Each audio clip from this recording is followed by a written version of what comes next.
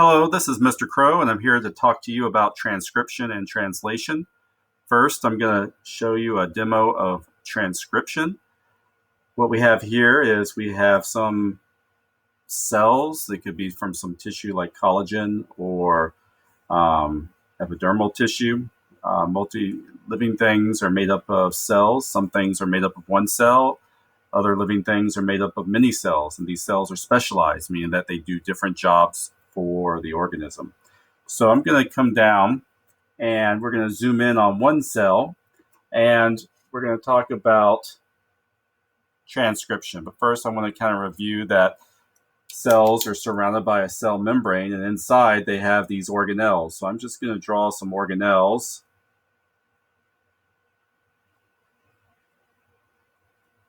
In the cell.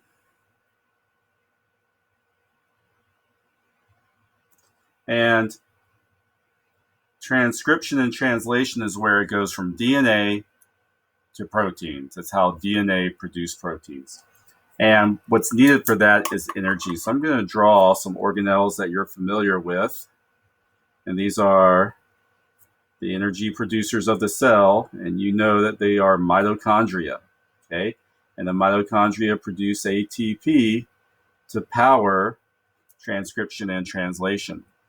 So transcription happens in the nucleus. So I'm going to draw a big nucleus.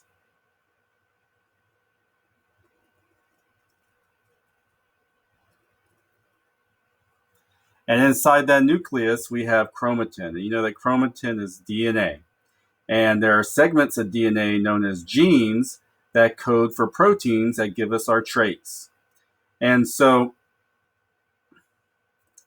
for transcription to happen, you have to unzip the DNA molecule. Okay?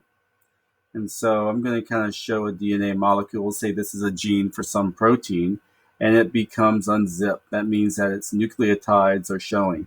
And they're unpaired. So we got the nucleotides A, T, C, G along these two strands of DNA.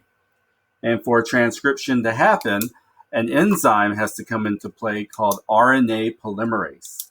And RNA polymerase attaches to a segment of the gene that tells it to start there. And then it moves down the DNA strand, making another molecule called RNA. And RNA is a chemical cousin to DNA. It's very similar.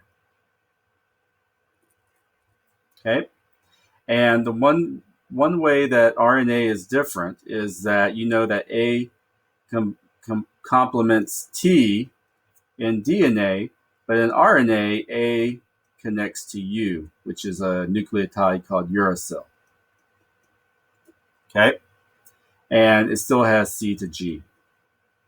So that RNA polymerase enzyme is going down the strand and reading the nucleotide sequence, A, T, T, C, G, whatever, and making a single strand RNA molecule that has nucleotides on it. Now, these nucleotides are going to be critical when this RNA molecule becomes mRNA as it leaves the nucleus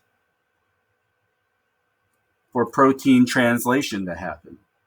And the M stands for messenger because this RNA molecule is the messenger bringing the instructions to make a protein into the cytoplasm where translation will happen. And in the next video, I'll show you how that happens.